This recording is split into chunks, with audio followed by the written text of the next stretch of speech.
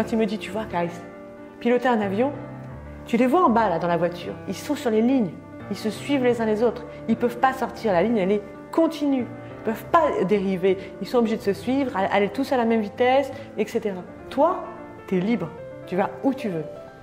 Tu fais ce que tu veux. Mais tu n'as pas le même niveau de responsabilité. Parce que tu fais la moindre erreur. Tu regardes un SMS, tu fais la moindre erreur. Tu te laisses distraire, tu t'écrases. Et tu écrases tous tes passagers.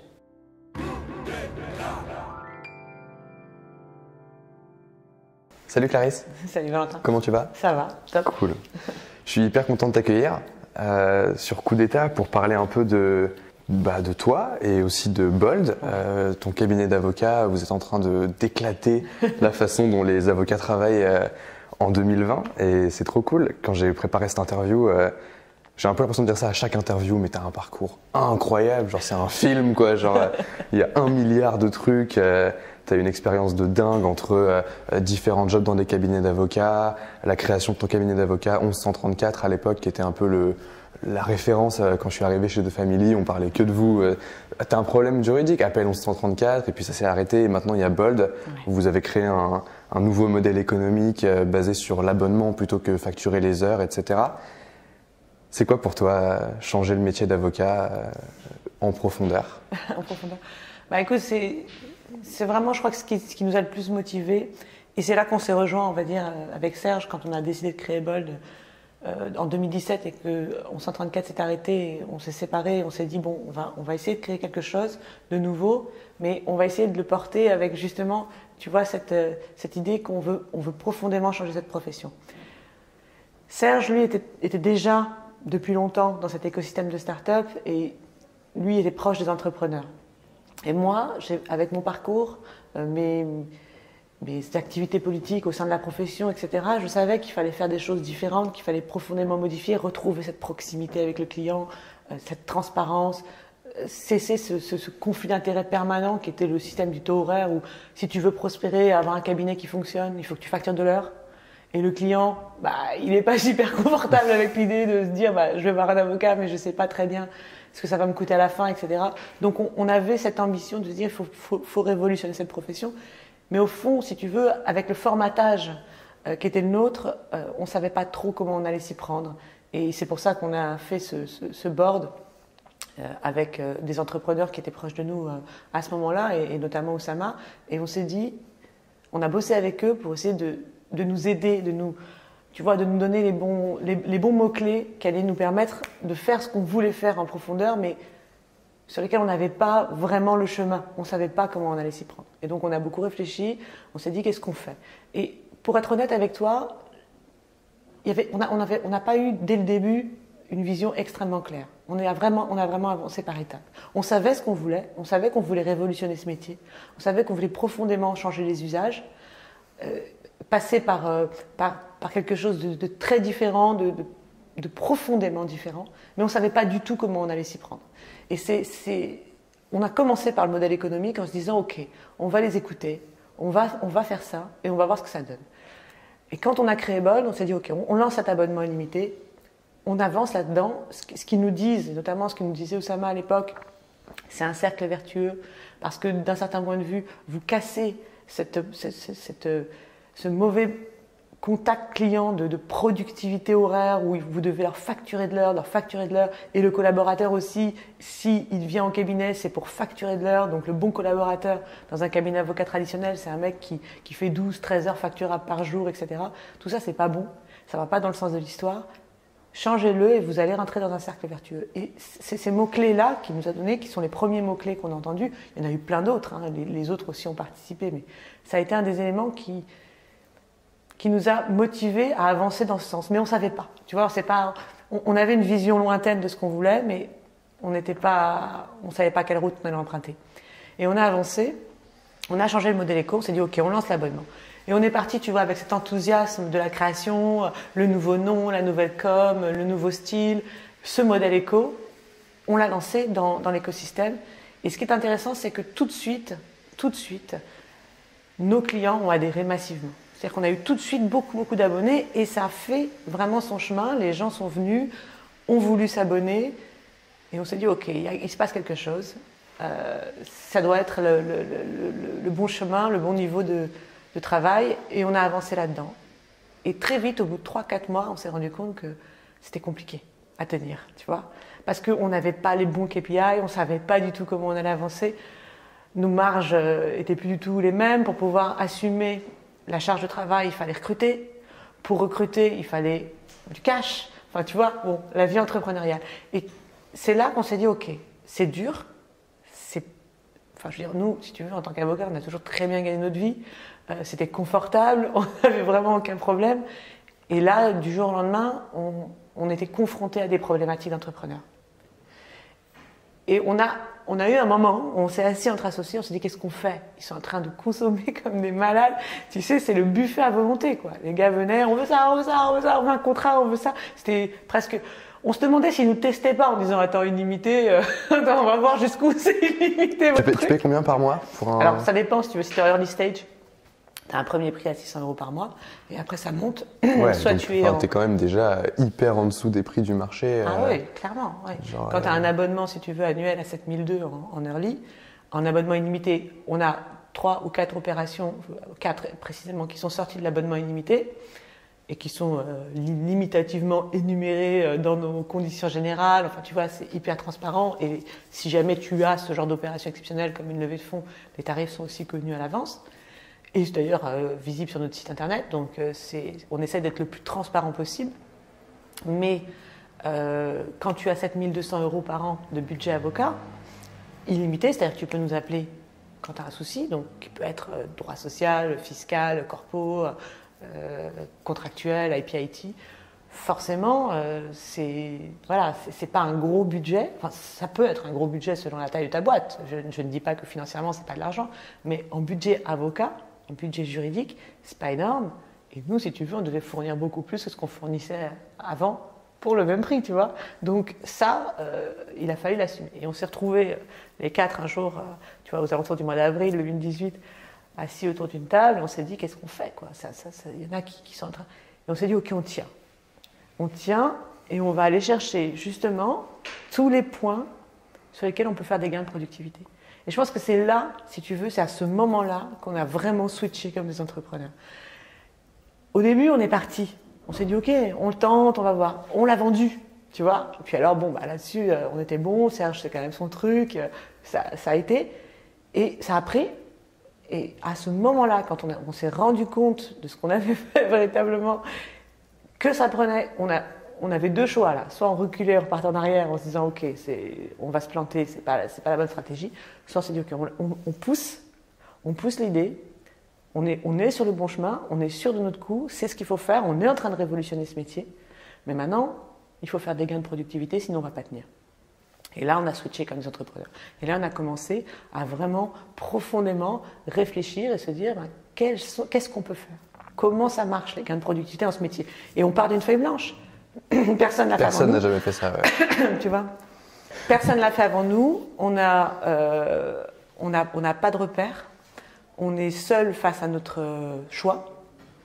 On a nos clients qui ont adhéré. On a une équipe. Alors, on est parti, on était 22.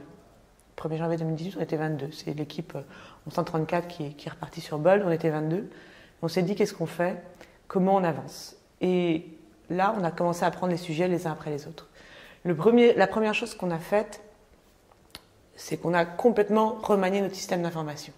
En se disant, il faut qu'on ait les données. À la base, une entreprise, elle peut fonctionner si elle a des données, si elle peut monitorer, si elle peut avoir vraiment une sorte de dashboard qui lui permet de se piloter. Et on a commencé par ça. Ce qui n'existe pas du coup dans le métier d'avocat. Alors on avait un truc, on avait un outil qui était un peu un outil, tu vois, tout en un, pensé pour les avocats, par les avocats. Enfin, c'était pas une boîte d'avocats qui l'avait créé, mais c'était quand même un truc d'avocat. C'était bien, mais ça ne correspondait pas du tout, ça ne nous permettait pas d'aller dans le chemin vers lequel on souhaitait aller. C'était un truc qui fonctionne pour les avocats, donc qui permet de saisir tes temps passés. C'est plus du tout dans le délire. Ouais. Qui permet de facturer, qui permet En fait, si tu veux, avant, tu avais un client, il venait, tu créais un dossier pour lui, et tu notais ton temps que tu passais sur le dossier. Donc, si tu veux, le point clé pour un cabinet d'avocat, c'est le dossier. C'est même pas le client, c'est le dossier. Et donc, déjà, à la base, un avocat, il travaille comme un médecin, il travaille sur un symptôme. Tu as un dossier, tu as un problème. Je veux dire, le client, il est presque loin derrière en fond d'écran. Ouais. C'est le dossier qui compte. Donc, soit tu as un contentieux, soit tu as une levée de fonds, soit tu as un contrat à rédiger. Mais nous, on est des juristes, on bosse sur le dossier, sur la technique juridique. Là, forcément, c'était plus le modèle. Donc, on est parti un peu plus en profondeur. On s'est dit, OK, déjà, on va revoir notre système d'information, on va revoir nos outils pour essayer de travailler avec des choses qui nous permettront à nous d'être meilleurs, de donner une meilleure information à nos clients et de mieux monitorer notre cabinet, notre entreprise, parce qu'il y a un truc qui ne fonctionne pas. Et à partir de là, tu peux optimiser du coup beaucoup de choses.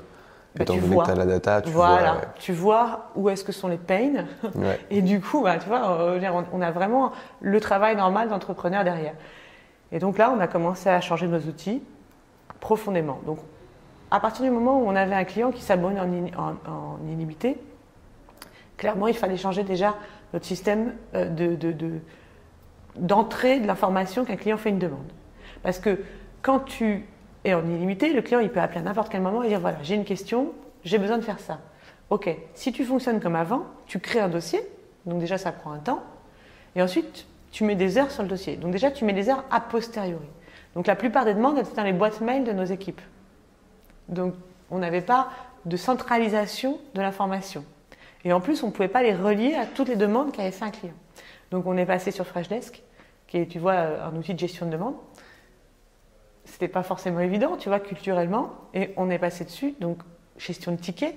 Donc chaque demande que fait un client, tu ouvres un ticket et ça te permet de savoir que le client a un besoin, etc. Donc du coup, on pouvait commencer à savoir quels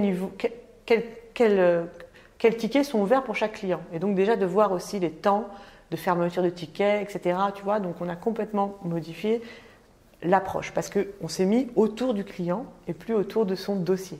Okay. Voilà. Donc ça nous a permis d'y voir clair et puis ensuite derrière, on a commencé à utiliser d'autres outils. On a complètement modifié le parcours commercial. Ça a été une de nos premières actions fortes. C'est qu'on s'est dit, OK, il faut aussi changer le parcours commercial, automatiser totalement le process commercial interne. Donc, quand un client arrive et qu'il demande un abonnement ou une opération exceptionnelle, on a un pipe drive qui nous permet de gérer logiquement les prospects, derrière un système Pandadoc, etc. Et puis, une fois qu'on a utilisé tous ces outils, qu'on avait des clients qui signaient, des opportunités en cours, des demandes qui s'ouvraient, derrière un outil de facturation indispensable pour pouvoir facturer, en plus, comme on est maintenant à la facturation mensuelle. Alors, on n'a pas commencé comme ça. On a commencé par de l'upfront au début. On n'était pas prêt à mettre en place du CEPA. On a fait de l'upfront, donc nos premiers clients payaient les 12 mois d'un coup. D'accord. Voilà. C'était d'ailleurs assez exigeant. Mais on a eu quand même beaucoup de gens qui sont partis sur ce modèle. Et comme nos clients levaient des fonds, la plupart du temps, c'était relativement gérable. Mais c'était le premier modèle parce qu'on n'était pas prêt à faire autre chose. En septembre 2018, on est passé au CEPA. Donc, on a pu mettre du mensuel. Et donc là, il nous fallait un outil de facturation un peu solide qui permet de faire de la facturation tous les mois. Parce que bon, c'est quand même des volumes, tu vois. On a aujourd'hui plus de 250 abonnés. Il faut lancer les 250 factures tous les mois, etc. Donc, il a fallu automatiser tout ça. Et une fois qu'on a eu tous ces outils, donc on n'était plus sur un tout en un. On avait tout un tas d'outils qu'on fait évidemment connecter entre eux, plus ou moins nativement ou avec les trucs habituels, Zapier et autres intégrateurs de ce genre. Voilà, c'est mots-clés qu'il faut dire quand on parle de startup. Non, mais tu vois, pour nous, c'est révolutionnaire. Je veux dire, tout ça, on ne le connaissait pas. On a mis les mains dans le cambouis et on s'est dit, OK, on va se créer quelque chose qui correspond à ce qu'on veut faire. Et c'est hyper intéressant parce qu'on a fait le parcours entrepreneurial de nos entrepreneurs. Tu vois, en disant, OK, là, on a besoin de ça, donc comment on connecte ça avec ça? Zapier ou Integromat ou machin, autre truc, tu vois, le truc tout nouveau pour nous. Et on a, une fois qu'on avait tout ça, on s'est dit, OK, maintenant, toutes ces données, il faut quand même qu'on arrive à les avoir dans un endroit unique. Et c'est là qu'on a, enfin, on avait déjà commencé, mais on a utilisé Airtable, qui est devenu un peu notre cœur de data, et dans lequel on a toutes les informations dont on a besoin. Donc on s'en sert pour récupérer toutes les infos, tous ces outils, et à monitorer vraiment le cabinet, et du coup, avoir nos propres dashboards avec notre performance marketing, notre performance commerciale, notre performance recouvrement. On a pris un outil comme Upflow qui nous permet de relancer. Enfin bref, on a essayé d'automatiser un maximum de choses. D'abord, si tu veux, on va dire à l'extérieur, donc au niveau process commercial, en amont de la prod et en aval de la prod sur tout ce qui est facturation et recouvrement. On s'est attaqué ensuite au cœur du boulot, c'est-à-dire à la prod. Donc et puis Airtable nous a aussi servi, bon, comme un peu tout le monde, à, on va dire, bootstrapper un peu les outils qu'on n'avait pas pris, tu vois, comme par exemple le SIRH, on n'a rien, donc on a fait un tableau qui nous permet de suivre ce qu'on fait avec les collabs, les one-on-one, comment on gère, etc. Donc on a un suivi c'est vraiment hyper pratique cet outil. Honnêtement, il faut mettre un peu les mains dedans, c'est pas simple, mais ça nous a vraiment permis de profondément changer notre façon de travailler et finalement de faire ce parcours entrepreneurial et de pouvoir agir au bon endroit. La deuxième étape clé, et c'est là cette révolution importante, c'est qu'on s'est dit maintenant, on voit bien que là, ok, on a fait tout ça, c'est cool, on a les bons outils, on commence à maîtriser un peu tout ça, mais le cœur de prod reste très artisanal. C'est-à-dire que, tu vois, l'avocat, il a une activité journalière qui est très variée. Il passe des coups de fil, il répond à des mails, il travaille sur des documents, il peut rédiger un plan de BSPCE le matin, faire une levée un peu plus tard dans la journée. C'est très multitasking. Et ça, on l'avait gardé au début. Et on l'a gardé quand même un peu de temps, tu vois. Et c'était lourd pour nous, c'était lourd pour nos équipes. Et c'est là on s'est dit, il faut qu'on travaille comme les entrepreneurs sur les pains à l'intérieur de la boîte, qu'on voit qu'est-ce qui est le plus difficile pour nous et du coup qui crée de la frustration chez les clients. Et ce côté-là très artisanal de notre façon de produire le droit, c'était douloureux. C'était douloureux en interne et c'était douloureux en externe. C'était douloureux en externe parce que nos délais des fois se rallongeaient un peu et donc les clients ne comprenaient pas. Et puis si tu veux, quand tu as un gars chez nous qui va faire une levée de fonds un peu chaude sur laquelle il est hyper mobilisé et que tu as un client qui l'appelle dans le cadre de l'illimité et qui lui demande de lui faire son plan de BSPCE, c'est pas facile pour le gars de switcher. Ouais. Et puis, compte tenu des enjeux, tu vois, il se dit, je suis sur une levée, là, une série A, un truc chaud, où on est en pleine négo avec les invests, etc., et il faut que je m'arrête dans ma tête et que je fasse ce plan de BSPCE pour l'autre. Et l'autre, c'est un client, tu vois, donc lui aussi, il a besoin du service. Mais la qualité de service était difficile à maintenir parce que, du coup, il y avait cette contrainte intellectuelle de passer d'une tâche à l'autre avec des niveaux d'enjeu qui n'étaient pas les mêmes. Et ça ne s'explique pas aux clients, ça. Ça ne s'explique pas aux clients. Donc ça aussi, c'était un élément hyper fort en interne qu'on a découvert assez vite, mais sur lequel il fallait qu'on bosse vraiment. Et quand on a commencé à être bien outillé, on s'est attelé à ça. On a repensé complètement notre système de production et on l'a fait, là aussi, on a essayé de gommer tout notre...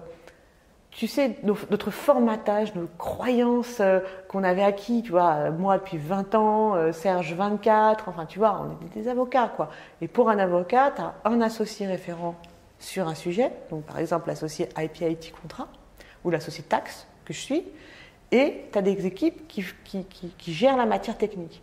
Mais en travaillant comme ça créait beaucoup trop de problématiques. Donc on s'est dit maintenant ça il faut qu'on arrive à le casser. Ça a été difficile. Et au niveau, c'était plus difficile pour nous dans nos têtes qu'en pratique en fait. Après avec les équipes finalement ça s'est relativement bien passé. Mais dans nos têtes ça a été un vrai sujet. Et donc comment on a fait? On s'est dit ok, on a deux produits. On a les abonnements qui sont un produit, une façon de traiter le client, une façon de s'organiser avec lui.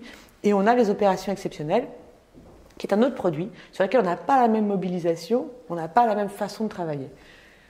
Un qui demande, si tu veux, un peu du quotidien avec le client, et un sur lequel il faut être plus incisif, il y a un côté sprint dans l'opération exceptionnelle qu'il n'y a pas du tout dans l'abonnement.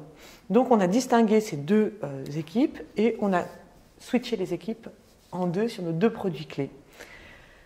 À partir de ce moment-là, bien entendu, les gens bougent d'équipe, hein, si tu veux. Il y a 2 équipes, mais les gens ne restent pas définitivement dans l'équipe opération exceptionnelle ou dans l'équipe abo. Ouais, donc il y a une agilité même au sein de l'équipe. Il y a une agilité interne, voilà, une sorte de mercato, voilà. C'est assez rigolo. Bon, ça demande encore de l'entraînement parce que c'est assez récent finalement, mais c'est le but parce que tu ne peux pas demander à quelqu'un d'être uniquement dans l'équipe abo, il a besoin de progresser, de faire d'autres choses, donc on fait bouger les gens. Et à partir de ce moment-là, on s'est dit maintenant, on va créer des petites équipes avec des team leaders, donc pas du tout d'hierarchie, on est resté hyper horizontal, on n'a plus cette notion associée, collab, etc. On va faire des petites équipes avec des team leaders, et dans ces petites équipes, très agiles, on va travailler sur les demandes des clients qui sont reliées à cette petite équipe, donc par exemple team abo contractuel, donc tout ce qui est business, contrat business, et vous allez à l'intérieur travailler sur les process pour améliorer la fois d'après ce que vous pourrez faire pour le client. Et donc tu vois, on s'est dit voilà, maintenant quand un client va faire une demande, ça va rentrer directement dans la petite équipe visée par cette demande. Et ces petites équipes, le but du jeu, c'est qu'elles restent toujours petites. Donc demain, si tu veux, si on a beaucoup plus de clients, ce qui est l'objectif, il faudra qu'on re-subdivise encore. Parce qu'une petite équipe, ça ne fonctionne pas de la même façon. C'est plus agile, et puis c'est plus facile de se manager à 3, 4, 5 que de se manager à 12. Ou si tu veux, tu as une énorme déperdition d'énergie, et où c'est très lourd à gérer pour le team leader. Il faut qu'il porte quand même une grosse équipe. Et quand tu dois faire des revues de pipe, parce que du coup, avec Freshdesk, on a des pipes de tickets ouverts, il faut faire des revues régulièrement, voir comment ça tourne, pourquoi ça bloque, est-ce que tu as besoin d'aide, est-ce que tu n'as pas besoin d'aide. Donc ça crée beaucoup de dynamique interne d'équipe et une solidarité qui est hyper forte à l'intérieur de chaque équipe. Et donc une ambiance de travail qui n'a rien à voir avec ce qu'on avait pu vivre avant. Tu n'es pas du tout solitaire, tu travailles vraiment en team et du coup, en termes de qualité, ça avait beaucoup aussi monté le niveau de Bold, et c'était vraiment un des objectifs qu'on s'était fixé, c'est-à-dire augmenter le niveau de qualité, augmenter le niveau de réactivité et que les clients soient contents. Et donc, on a bossé sur les process. Ok. Ça, c'était vraiment un point clé. Dans tout ça, ça répond très en détail à ma question, du coup. Donc, si je récapitule un peu, c'est à la fois injecter beaucoup d'humains dans la profession d'avocat que tu voyais pas avant en termes de relations clients et même en termes de gestion d'équipe.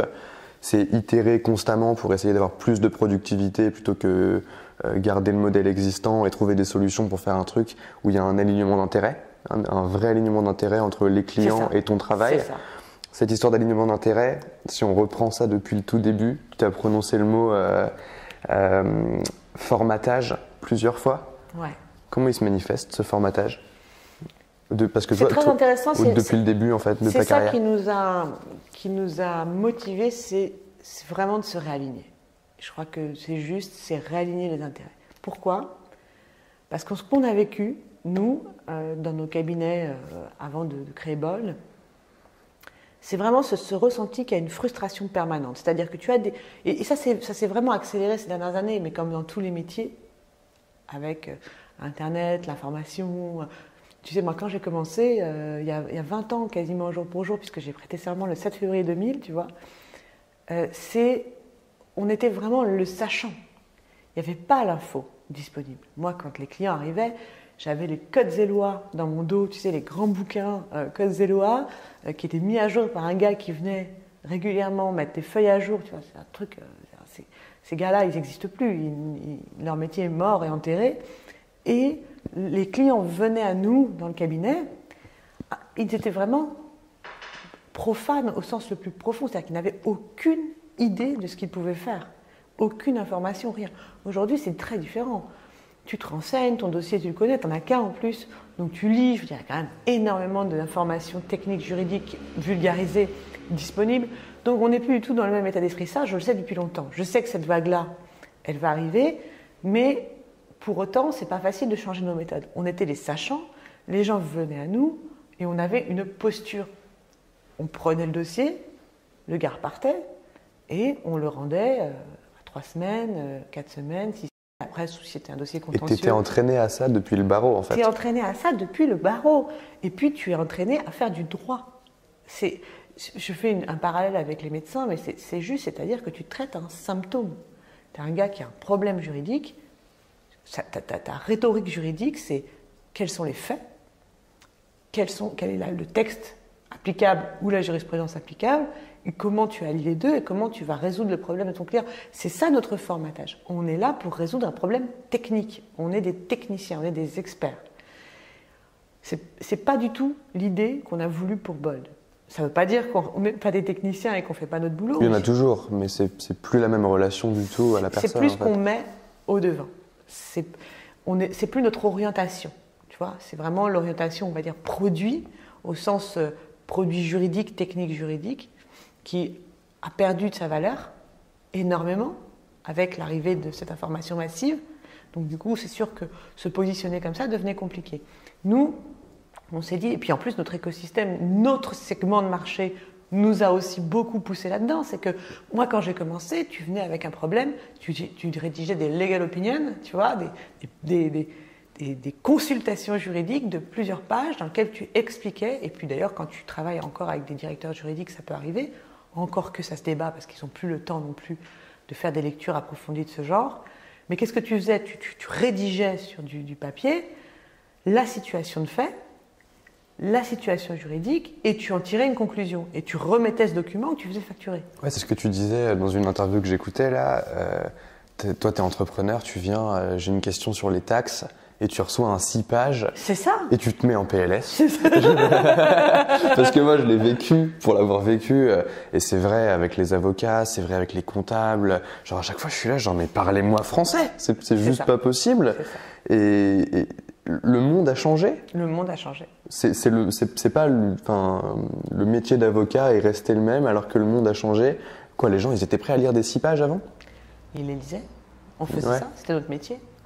Et on était payé pour ça. Non, mais je veux dire, les entrepreneurs en face. Ouais, bah, oui. Ouais. Ils étaient entraînés à ça aussi. Déjà, si tu veux, il y a beaucoup de choses qui ont changé. Alors effectivement, le fait qu'ils sont déjà renseignés. Donc bon, quand tu leur envoies 6 pages, si tu veux, il y a des choses qu'ils savent déjà. Et ensuite, on lit plus comme on lisait. On va pas se mentir, hein, voilà, ça a beaucoup changé. Et puis surtout, moi, ce que j'ai vécu, et je crois que j'ai la chance d'être vraiment... J'ai vécu le point de bascule, en fait.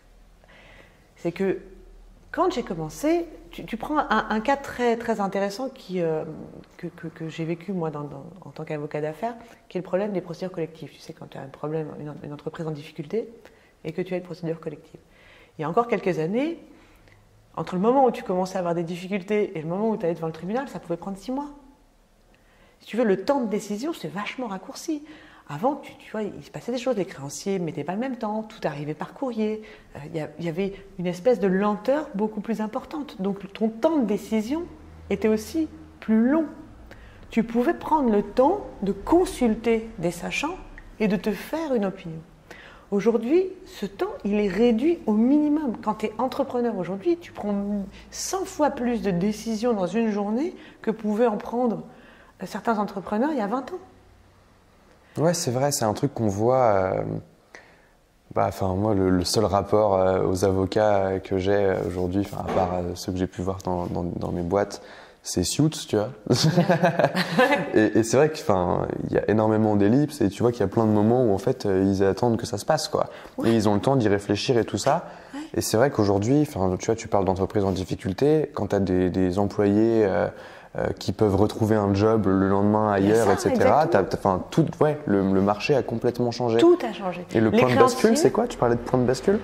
Je pense que c'est cette arrivée en fait on va dire qu'à un moment donné, si tu veux, la généralisation d'Internet, la rapidité des modes de communication, le fait, les smartphones, WhatsApp, tout ce qui fait qu'aujourd'hui on communique beaucoup plus vite, beaucoup plus instantanément. Le mail, évidemment, moi je l'ai vécu, si tu veux. Je l'ai vécu le moment où on n'a pas de mail, tu vois. Enfin, je veux dire, donc quand tu recevais un courrier, tu avais 3 jours quand même. Et le temps de répondre, tu avais 5 jours. Aujourd'hui, c'est fini ce temps-là. Même un huissier, il t'envoie un SMS. Donc, si tu as des créanciers... C'est même pas un truc générationnel en plus. C'est vraiment juste les outils sont là et... Le monde a changé. Et comme tu dis, aujourd'hui, les employés ne sont plus du tout dans la même posture. Ils sont hyper employables, du moins pour certaines entreprises, qui sont notre segment de marché. Donc, tu n'as plus le même temps de réaction. Tu ne peux pas te permettre. Tu peux pas te permettre de prendre ton temps. Et donc de consulter un certain nombre de sachants qui vont prendre eux-mêmes leur temps pour rédiger leur opinion, etc. Donc tu as une rapidité de décision qui s'impose et tu dois en permanence arbitrer, au risque de te tromper. C'est ça ton boulot en tant qu'entrepreneur. Arbitrer, arbitrer, arbitrer. Tu sais pas, tu vas vite, tu dois avoir de l'information rapide. Et donc c'est en ça aussi qu'on a modifié les usages. Parce qu'on s'est dit, ok, Bold, pourquoi on a fait l'abonnement illimité? Parce qu'aujourd'hui, les gens, à 80%, ils appellent. Qu'est-ce que je fais là, maintenant, tout de suite? J'ai telle problématique avec tel salarié, il faut que je prenne une décision, je fais quoi? Tu n'as pas le temps de faire une exégèse, tu n'as pas le temps de commencer à dire, ok, je vais réfléchir, je vais t'envoyer, alors donne-moi les faits, envoie-moi tes pièces. Alors on le fait, bien sûr, mais d'une façon beaucoup plus rythmée. Et ça aussi, c'est quelque chose qui est vraiment, d'ailleurs, c'est vers là qu'on voudrait que Bold s'inscrive dans une différenciation forte. C'est la méthode Bold. Parce qu'on ne veut pas qu'on parle de nous uniquement pour dire, oui, ils ont un modèle illimité, oui, c'est cool, c'est pas super cher, etc., etc. Ce n'est pas l'objet. Nous, ce qui nous intéresse, c'est de dire aussi, oui, on a rythmé notre production. C'est-à-dire qu'aujourd'hui, par exemple, on a conscience d'une chose, c'est qu'un entrepreneur, pour lui, le juridique, c'est un side project. C'est vraiment pas le truc qui doit être prioritaire dans sa vie. Sauf que nous, on prend de la place, tu vois. On est des avocats. Donc quand tu viens nous consulter, il faut être disponible. Quand nous, on est disponible. Sauf que toi, tu es en train de boucher les trous dans tous les sens. C'est l'analogie de Serge que je trouve très juste. C'est qu'un entrepreneur aujourd'hui, son job, enfin, tu vois, un CEO aujourd'hui, son job, c'est d'avoir sa main sur chacun des trous qui fuient dans sa boîte. Et sa main, et puis à un moment donné son pied, et puis sa tête, tu vois, bon voilà. Donc quand il doit rédiger un pacte d'associés entre fondateurs, il faut qu'il le fasse, c'est important. On le sait, on l'a entendu, vous avez fait des coups d'état dessus, avoir les règles d'association super claires, que les choses soient écrites de façon transparente entre nous, c'est fondamental pour la réussite du projet. Ok, mais ce n'est pas quelque chose qui lui rapporte du cash et ce n'est pas son cœur de métier. Donc, il a mis sa main sur le trou pacte d'associés. Si tu lui obliges à garder sa main pendant 4 mois comme ça, le gars, il ne peut pas la mettre ailleurs, déjà, 1, et 2, c'est hyper fatigant. Donc, nous, on a essayé de rythmer le truc, en disant, ok, on sait que c'est important pour ta boîte, mais ce n'est pas prioritaire, enfin, je veux dire, ce n'est pas ce qui fait vivre ta boîte. Ça lui donne sa structure, ça lui donne sa force, mais ce n'est pas ce qui la fait vivre. Donc, on va essayer de régler ça rapidement. Donc, on se met un agenda de travail. Nous, on fait un premier rendez-vous, tu donnes les infos, et on fait ça soit en rendez-vous, soit en call. C'est-à-dire qu'on évite trop les échanges continuels de mails, etc., où il faut à chaque fois se déconcentrer, et vous, et nous. Donc, on essaye de mettre vraiment quelque chose en amont. On est grosse séance de préparation. Et quand on commence à rédiger, en fait, on a déjà tous les éléments. Tu vois, c'est pas on rédige, on t'envoie un truc, tu es obligé de te le farcir pendant 3 heures. Après, tu l'as lu, tu comprends pas tout, tu réponds. Et après, il faut qu'on refasse une réunion pour t'expliquer, etc. C'était comme ça qu'on bossait.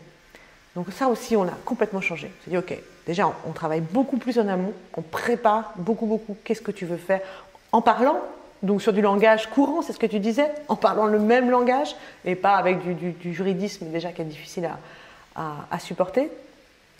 Et une fois qu'on a fait tout ce boulot en amont, on t'envoie une rédaction qui, toi tu le sais, parce que tu as bossé avec ton amont, et nous on le sait, correspond à ce qu'on s'est dit dans le langage parlé, mais écrit en langage d'avocat. Okay, donc déjà, on est sur le même lien. Tu as déjà une prise de conscience de ton côté qui est que le langage d'avocat, c'est pas du français, quoi. Genre déjà ça fait partie du formatage dont on parle depuis tout à l'heure. Genre juste dans la façon de s'exprimer, tout est différent. Tout est différent. Je te donne un exemple, mais c'est le langage d'avocat, c'est la façon de penser aussi. Je te donne un exemple concret, on a fait un de nos premiers workshops filmés qui est accessible sur YouTube, sur le BSAR, tu vois, qui est un outil hyper utilisé dans l'écosystème des startups. Et à l'époque, il y avait Thomas qui venait d'arriver au cabinet et qui a travaillé avec la team pour préparer Thomas qui n'est pas avocat. Ça a été notre première embauche non-avocat, je dirais importante, parce qu'aujourd'hui il est associé. Enfin, il n'est pas juridiquement associé parce qu'on ne peut pas encore le faire, mais il sera associé dans la filiale. Et il a pris les équipes pour travailler un peu, pour préparer le workshop. Et c'était super contraignant parce qu'il leur disait « je ne comprends pas ce que vous dites ».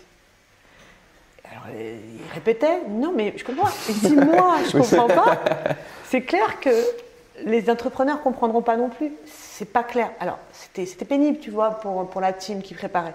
Mais d'un autre côté, une fois qu'ils ont compris quel était le blocage, pourquoi on ne se comprenait pas, en fait, ça a été beaucoup plus fluide, ça a été beaucoup plus évident et le truc est top, le workshop est top, il est compréhensible, etc. Et il les a challengés avec évidemment toute la bienveillance qu'il faut avoir parce qu'on n'y est pour rien. Je veux dire, c'est à l'école, c'est dès l'école et tu le vois, les gars ils arrivent, ils sont tout petits, il y a déjà un formatage et pourtant on est au 21e siècle. Donc tu vois, à la limite, on peut dire, bon, moi, j'ai commencé au XXIe siècle, mais j'ai fait mes études à la fin du XXe. On peut se dire, bon, c'est peut-être… Non, pas du tout. Hein. On continue à former les gens de la même façon. L'école continue à te sortir des gens qui pensent et qui fonctionnent comme avant. Dans un monde qui ne fonctionne plus comme avant. Donc, voilà. L'entrepreneur, il a besoin de communiquer son besoin dans son langage à lui. Il a besoin d'être sûr que tu as compris son besoin dans son langage à lui, et après tu fais ton job. Si c'est clair entre nous, quand il reçoit ton papier, il sait que ça correspond à ce que tu lui as dit. Et tu lui dis voilà, je vais t'envoyer ton papier à telle date, tu me fais tes retours à telle date, et on fait une V2 et une clôture. Et c'est un dossier, tu peux enlever ta main. C'est fini, tu le ranges, tu le reliras plus. Tu sais ce qu'il y a dessus parce qu'on en a parlé, mais tu ne vas pas le relire ton pacte. Tu ne vas pas le relire ton contrat, tu vois, on ne va pas se mentir, sauf s'il y a un contentieux, tu n'iras pas ouvrir ton placard pour dire tiens ce soir je vais… Ouais, je vais me mettre un petit pack d'associés, ce sera super. Y a pas ma table de chevet, tu vois. Donc non, donc c'est ça l'objectif, c'est de dire ok, ce que j'ai fait, je l'ai compris, c'est clair pour moi, et on passe à autre chose. Et cette méthode-là, c'est important et ça nous paraissait être un des éléments de révolution, puisque c'est ce qu'on veut, c'est révolutionner cette profession et cette façon de travailler et casser toutes ces frustrations. Parce que ce qui se passe, pardon, c'est que d'un côté, tu as un client, du coup, qui n'est pas content, parce que ça a pris trop de temps, parce qu'il n'a pas tout compris, parce qu'il ne s'est pas senti forcément compris dans ses demandes, parce ça lui a occupé énormément de bandes passantes pendant beaucoup de semaines ou beaucoup de mois. Et c'était chiant, en fait, c'était laborieux. Donc, du coup, il espère ne jamais avoir à recommencer, tu vois. Et de l'autre côté, tu as un avocat qui a l'impression d'avoir fait un bon travail, qui s'est arraché la tête, qui a fait un bon boulot la plupart du temps. Je veux dire, bon, les avocats sont quand même dans l'ensemble hyper compétents, mais en fait, qui n'est pas du tout reconnu pour son travail. Donc ça peut être frustrant, ouais. Hyper frustrant. Donc, qu'est-ce qu'on fait ? On write off les factures, donc on fait des remises parce que le mec ne comprend pas pourquoi il doit payer si cher, parce qu'on a passé 6 mois. Mais lui, en fait, c'était 6 mois de labeur absolu, même pas un kiff. Donc il paye 6 mois de travail horrible, où il a l'impression d'avoir beaucoup travaillé. Donc il dit pourquoi moi je paierais des heures d'avocat alors que c'est moi qui ai tout fait. On a entendu des trucs comme ça. Donc tu vois, des frustrations qui sont horribles. Donc toi, en tant qu'avocat, tu as l'impression que tu t'es tapé toutes ces études pour avoir des gens qui te maltraitent un peu. Et toi, en tant que client, tu as l'impression que tu payes une facture horriblement chère pour un boulot que tu as quasiment co-construit, voire des fois construit tout seul dans ta tête. Et tu te sens clairement escroqué, quoi. Ouais. Tu vois, c'est à la limite de l'escroquerie. Donc, quand tu es dans cette situation, tu ne peux pas prospérer. Tu sais que de toute façon, ton métier ne va pas tenir. C'est pas possible. Tu vas tenir par le fait qu'il n'y a personne d'autre pour faire le boulot à ta place. Mais c'est pas satisfaisant. C'est pas pour ça qu'on se lève le matin. Tu vois, c'est pas pour ressentir ça qu'on se lève le matin et qu'on va bosser. Je veux dire, il y a une limite. Il faut quand même donner un peu de sens. Et c'est ça, tu vois, qui nous motive. De dire, attends, tu veux savoir vraiment ce qu'on a dans les tripes, c'est ça. Attends, tu te lèves le matin, tu bosses pour des gens qui sont pas contents, tu factures, tu te fais engueuler. Ça va, quoi. Ok, tu as besoin de bouffer, mais à un moment donné, c'est pas possible. Tu n'as pas fait tout ça pour ça. Et donc, c'est ça qu'on a voulu changer. C'est-à-dire, non, nous, ce qu'on veut, c'est que les gars, ils soient contents. Ils disent, ouais, c'est top, c'était cool. Ça a pris 1 semaine, c'était réglé. Il y a écrit exactement ce que je veux. Je paye ma facture, je suis content. Je ne discute pas. Et je discute d'autant moins que ma facture, quand je la paye, c'était exactement le prix qui était dans le devis. Parce que ça aussi, combien de fois, et moi-même, pour avoir fait appel à des avocats, tu négocies quand tu reçois la facture, donc quand le travail, il est fini. Donc, c'est d'autant plus énervant. C'est que toi, en tant qu'avocat, tu as fini de bosser. Donc, tu as d'autant plus tendance à faire des remises parce que tu veux juste toucher ton oseille, tu vois. Et donc la frustration, elle est encore plus forte. Non, maintenant c'est fini, on a un process commercial automatisé. Le mec, il dit OK, il signe un Pandadoc. Et quand il paye, c'était le prix qu'on avait convenu. Mais c'est fou parce que enfin, moi je suis pas du milieu et ça me paraît aberrant que ça ait été comme ça à un moment en fait. C'est toujours comme ça. Enfin ouais. Non mais que ce soit construit comme ça au fur et à mesure du temps, enfin, c'était juste la normalité, ouais. Mais tu sais, c'est lié à ce travail artisanal, très artisanal, parce que malgré tout c'est très artisanal. D'ailleurs, pardon, j'ai tripoté le micro. C'est hyper artisanal notre profession, dans le sens où aujourd'hui tu as des avocats, encore, qui peuvent très bien faire une correctionnelle le matin et une session de fonds de commerce l'après-midi, tu vois. Je veux dire, il y a des gens qui sont généralistes dans cette profession. Et attention, ça ne veut pas dire qu'ils le font mal, c'est pas ce que je dis. Mais c'est une profession qui est quand même assez artisanale. Et il n'y a rien de péjoratif dans ce que je dis. Je l'ai fait comme ça pendant des années. Donc il n'y a rien de péjoratif. Mais c'est la profession qui veut ça. Parce que tu es juriste et qu'en tant que juriste, tu es capable de traiter des problèmes juridiques divers et variés. Sauf que tu as besoin d'un temps pour s'adapter à cette nouveauté en permanence. Et ce temps, aujourd'hui, tu l'as plus. Déjà, c'est quand même un point clé. Ensuite, même dans les cabinets structurés, tu vas dans des gros cabinets structurés. La plupart du temps, tu as l'impression de voir un gros cabinet, mais en réalité, je dis bien la plupart du temps parce qu'il y a des exceptions, mais en réalité, c'est des petits cabinets, c'est des micro-entreprises qui sont ensemble. Parce que tu as un associé et son équipe qui a sa propre expérience client, qui a son propre facturation, qui a son propre management. Donc ils n'y arrivent quand même pas, quoi. Ben en non, fait, ils n'y arrivent quand même pas parce que c'est des micro-entreprises qui se sont liées entre elles. Et il y a une grande étanchéité. C'est pour ça, des fois, que tu vas dans un gros cap, tu bosses avec l'équipe private, tu es content, tu as un super boulot, et puis ils t'envoient dans l'équipe IP, et là, tu n'as plus du tout la même expérience client. C'est hyper frustrant, tu n'es pas du tout traité de la même façon, tu ne comprends pas, et c'est directement lié à ça. C'est parce que ce n'est pas la même team, ça ne va pas être la même facturation, ça ne va pas être les mêmes règles. Parce que au fond, on fonctionne comme ça, comme des micro-entreprises. Alors après, on a créé des marques communes, etc. Et on fonctionnait comme ça sur 134. Donc si tu veux, encore une fois, voilà, je veux dire. Et une des premières innovations de Bold, je pense, avant même le modèle éco, c'est justement de changer cette gouvernance. Et de dire ça, c'est fini. C'est fini l'associé et son équipe. Maintenant, on va unifier le management, on va unifier l'expérience client. Gros travail. C'est fini, moi, mon équipe en tant qu'associé, moi je suis l'associé private et j'ai mon équipe private, moi je suis l'associé taxe. Non, on est un référent en supervision technique, mais c'est scientifique. Ok, on est le meilleur d'entre les équipes parce qu'on a 20 ans de fiscalité derrière nous. Ok, mais c'est pas pour ça qu'on doit les manager. C'est pas pour ça qu'on est le meilleur manager. C'est pas pour ça qu'on doit faire le devis. C'est pas pour ça qu'on doit faire la facture. C'est pas pour ça que les autres associés nous jugent sur notre capacité à ramener de l'argent et du fric en tant qu'associé, puisque c'est plus le modèle économique. Ouais, c'est casser toutes les fausses vérités qui sont admises depuis hyper longtemps. C'est un effort qui est titanesque. Ah ouais, honnêtement. Parce que tu dis que tu pars d'une feuille blanche, mais c'est même pas vrai en fait. Tu pars d'un vieux canevas pourri qui a été peint depuis des centaines d'années et tu dois gratter. Et ouais, c'est pire que la feuille blanche, c'est pire que les startups existantes. C'est ce qu'on enseigne dans Anyone Can Scale. La formation, je suis trop content parce que c'est un exemple vivant de ouais, c'est possible et on peut le faire très très bien, tu vois. Je vois, on a quand même beaucoup d'avocats qui nous écoutent et qui nous regardent sur Coup d'État. Je suis en contact avec pas mal d'entre eux et elles. Et la question qui me vient à l'esprit direct quand tu me parles de tout ça, c'est comment tu fais pour que ton équipe te suive dans cette mouvance-là? Parce que c'est hyper dur. Ça remet en question tout le statu quo. Ça remet en question ta propre identité. C'est hyper dur de faire changer les gens. Déjà, toi, en prendre conscience, c'est compliqué. Comment tu as fait?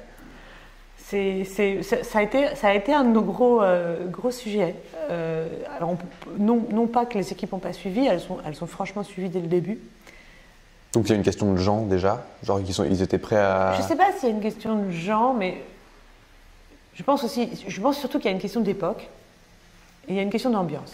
Mais je pense que ce qui a vraiment, là aussi, été, j'aime bien cette expression, mais le point de bascule, parce qu'on l'a vécu. Il y a eu des moments où on a eu des déperditions d'énergie très fortes. Et on a eu le sentiment effectivement qu'on perdait la team et que même ils s'inquiétaient presque de se dire mais est-ce que c'est rentable leur truc? Est-ce qu'on va pas dans le mur? Forcément, tu vois, bien sûr, on a vécu des choses compliquées, on a perdu des points de marge, du coup on a eu des problèmes de cash. Donc on a vécu des vrais problèmes des entrepreneurs. Donc la team, elle est au premier rang, elle est en première ligne de front. Donc forcément, elle est beaucoup plus sensible. Et ce sont des avocats, pour certains dont les parents sont avocats. Donc, ils vivent les choses, si tu veux, en se disant, mais ils ne sont pas en train de se planter là, avec leurs idées de tout révolutionner. Parce que bon, enfin, la révolution, ça a l'air cool sur le papier, mais sur le terrain, tu vois, il y a des jours qui sont... C'est moins marrant, ouais. Il y a des jours qui sont un peu plus difficiles que d'autres, tu vois. Voilà. Et oui, ça a été un sujet important où je pense qu'il y a eu des grands doutes et des grands moments de difficultés pour nous, pour eux. Et qu'est-ce que tu fais dans ce cas-là? Et qu'est-ce qu'on a fait? Ça a été vraiment quelque chose qu'on a beaucoup bossé, c'est qu'on s'est raccroché à la mission.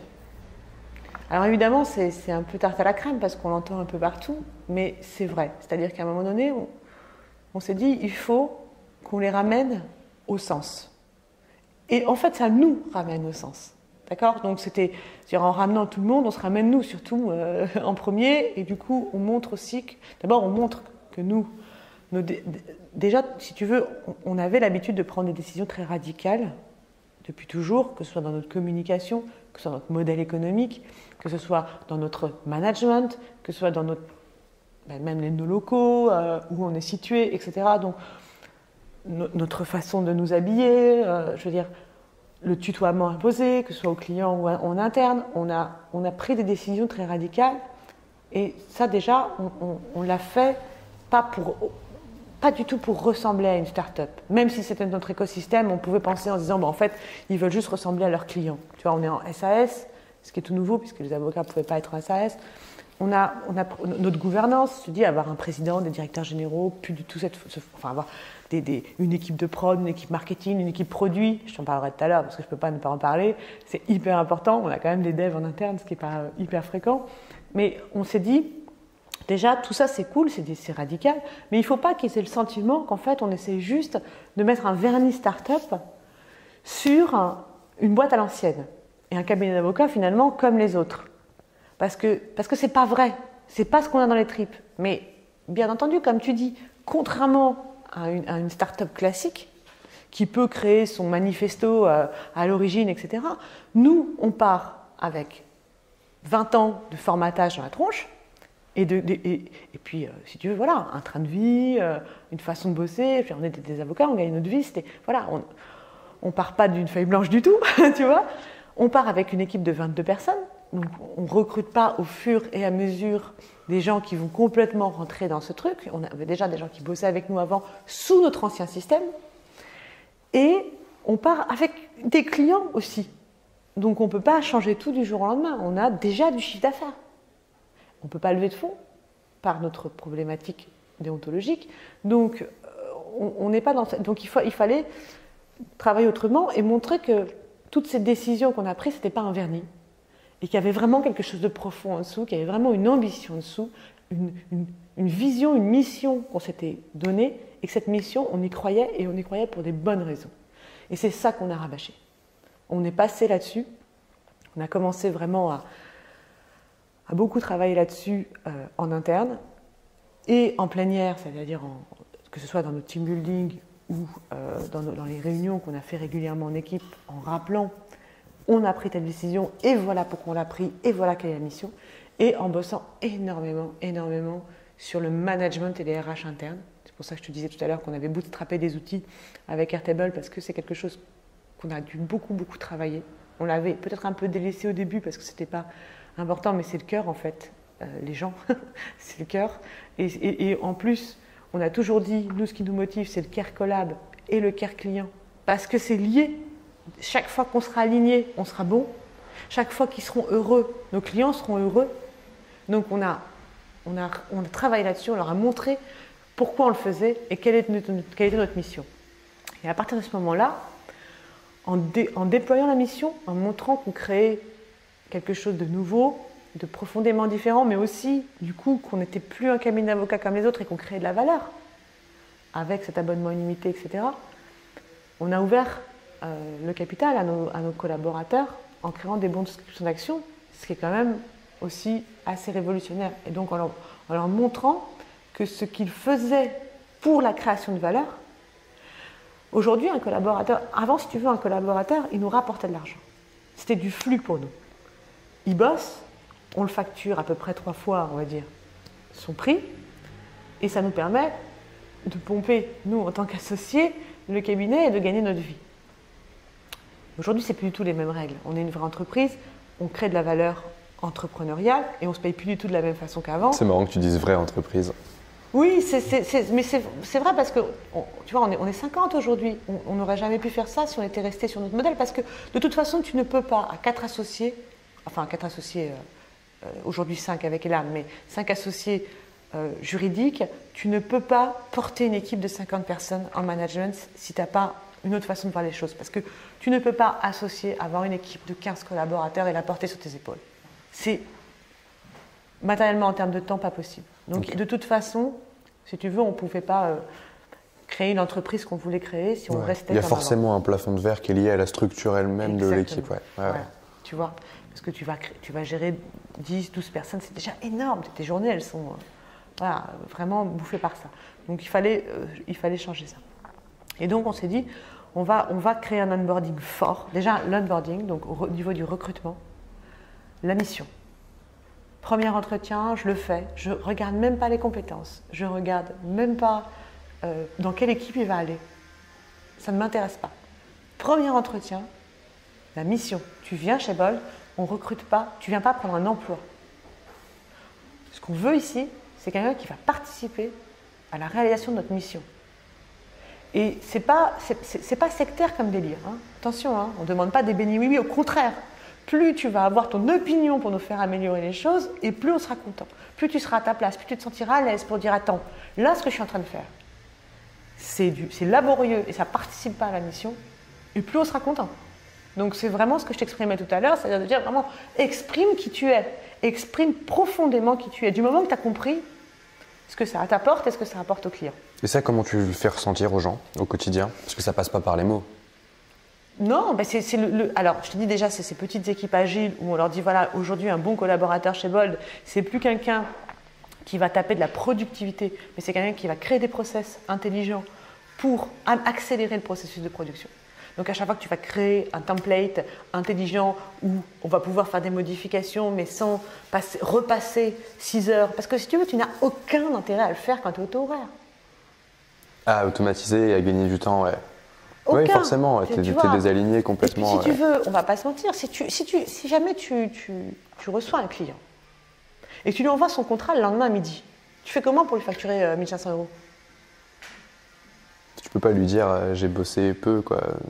J'ai mis 45 minutes et je te facture 1 500. Ouais.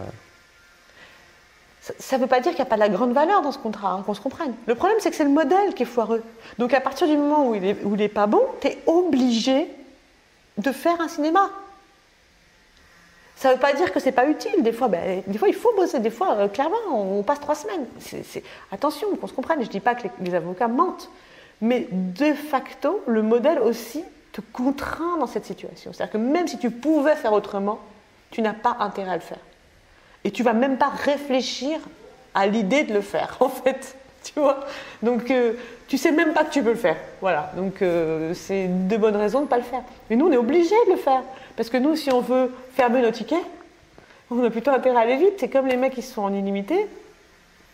Bah, aujourd'hui, ils s'en foutent qu'on soit capable de le faire en 10 minutes. Mais du coup, ça veut dire que tu as des avocats qui aujourd'hui font du Airtable et des automations à la fin de leur boulot. Genre, ils rédigent un contrat pour la première fois, ils savent qu'ils vont être amenés à le refaire et ils automatisent eux-mêmes la rédaction des prochains contrats. Alors ouais, c'est un peu plus subtil que ça, mais on travaille énormément sur les process de prod. Donc par exemple, pour te donner un exemple très concret, on a fait une petite team RGPD très agile, très petite, qui travaille énormément ensemble.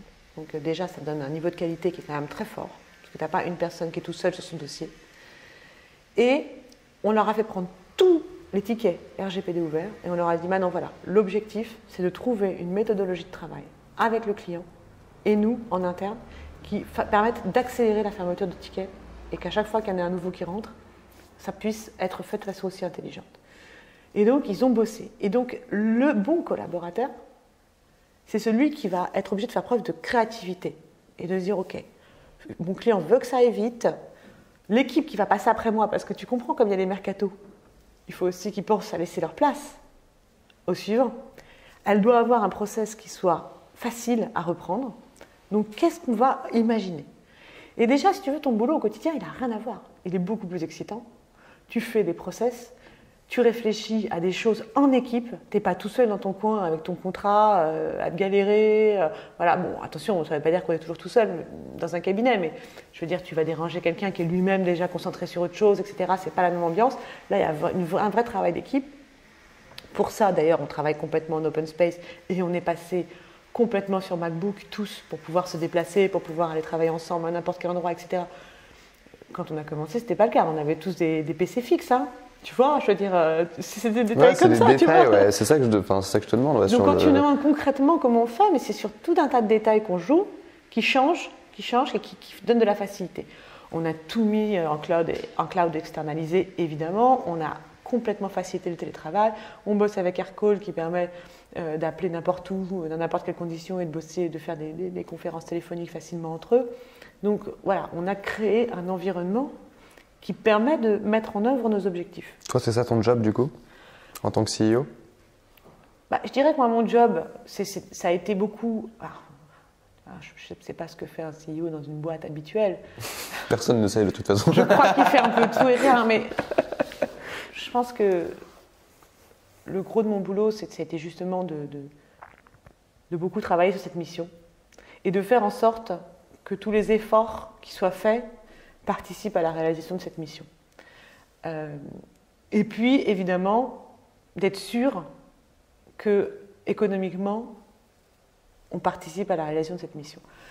Alors, c'est hyper varié, en fait. Aujourd'hui, je dirais que mes deux missions clés, aujourd'hui, ça n'a pas toujours été le cas depuis 2 ans, mais aujourd'hui, je travaille énormément sur les RH, pas toute seule, hein, parce qu'en réalité, aucun des associés, c'est ce que je te disais tout à l'heure avant qu'on commence, chez nous, si tu veux, aucun des associés n'est exclu d'un domaine, c'est-à-dire qu'il n'y a pas des domaines d'exclusivité en mode, voilà, moi je gère les RH, tu ne les gères pas, tu vois, c'est pas du tout la question. Mais on se crée quand même un domaine de responsabilité où on doit rendre des comptes, pour être sûr que les side projects avancent. On a créé, et ça a été aussi quelque chose qui a beaucoup changé la donne, l'année dernière, on a créé une réunion qu'on a appelée réunion Build, où tous les gens qui ne sont pas en prod, et donc qui participent à la construction de Bold, se réunissent toutes les semaines, le mardi, et où on se voit. Et là, on a créé un peu, entre associés, des domaines de responsabilité, où on doit rendre des comptes aux associés en disant, voilà ce que j'ai mis en place. Mais bon, là, par exemple, on en a un qui gère toute la partie commerciale. Thomas Peignet, un de nos associés, qui vraiment est en fait le chef commercial, on va dire. Donc c'est lui qui vérifie que les prospects entrants sont signés. Donc c'est lui qui gère les calls, etc. Il est vraiment en vente pure. Il est responsable, mais de temps en temps, il implose. Parce que il y a des périodes où il peut y avoir beaucoup d'entrants. Donc à ce moment-là, il se délaisse sur nous. Et on est tous capables de le faire, tu vois. Il y a personne qui te dit ah non, c'est pas mon boulot de faire la vente. Ça n'existe pas chez Bold. Donc c'est pour ça que mon boulot, en réalité, il est hyper varié. Parce que soit j'ai mon domaine de responsabilité, soit je suis en délestage d'un des domaines de responsabilité de mes potes, quoi. Donc c'est pas du tout... Mais bon, je dirais que l'essentiel quand même de mon boulot, que je porte un tout petit peu plus, on va dire, plus parce que c'est plus facile pour moi, que c'est ce que je te disais tout à l'heure, on essaie d'être à sa bonne place chez Bold. Et moi, je suis quelqu'un qui suis dans le futur. Ok. Très, très typiquement, j'aime me projeter, je suis toujours... En fait, j'essaie d'être toujours 2-3 coups après. Et d'ailleurs, c'est pas évident. Parce que quand tu projettes des choses, tu poses des visions, c'est cool. Mais si tu n'as pas des gens pour les mettre en œuvre au quotidien, c'est pas bon. Et c'est pas mon point fort. Ça ne veut pas dire que je ne fais pas. Je fais. Quand il faut faire, je fais. J'ai ma to-do list, je raille comme tout le monde. Mais disons que c'est un peu plus dur pour moi.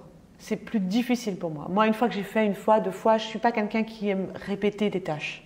C'est compliqué, je vais m'étioler, je vais être plus malheureuse. Donc, à un moment donné, quand il faut faire en sprint des choses, je vais donner, je vais le faire, et je ferai n'importe quoi, même quelque chose que personne n'a envie de faire.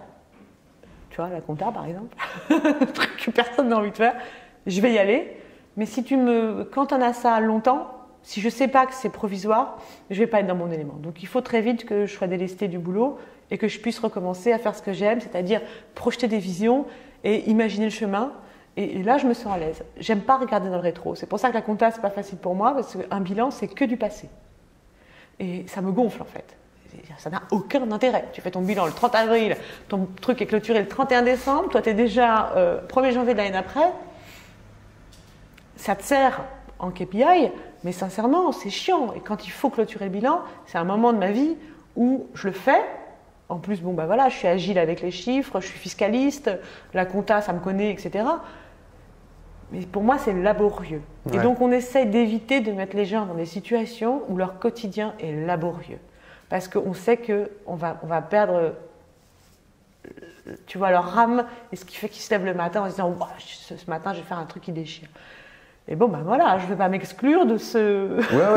tu as besoin d'être heureuse aussi, toi, au quotidien, et de faire ce qui te plaît, quoi. Et moi, par exemple, tu vois, je fonctionne énormément avec l'inspiration. J'aime bien aller voir des choses qui se passent ailleurs, qu'est-ce qui se fait, aller chercher des infos ailleurs, et tu vois, masteriser dans ma tête, et parler avec les gens. J'aime bien parler avec les gens, que sur interne. On a des gens en interne qui sont pour moi une ressource extraordinaire, parce que dès que je discute avec eux, boum, j'ai comme des idées qui fusent, et en externe. Et du coup, moi, si je m'enferme au bureau, par exemple, et que je suis tout le temps enfermée au bureau, et que je n'ai pas d'inspiration extérieure, je ne suis pas bien. Moi, j'ai besoin d'être dehors, j'ai besoin de venir ici, j'ai besoin de parler avec des entrepreneurs, j'ai besoin même de faire des conférences sur des sujets qui n'ont rien à voir. Et je vais faire des liens, mais qui n'ont rien à voir. Par exemple, je m'intéresse à…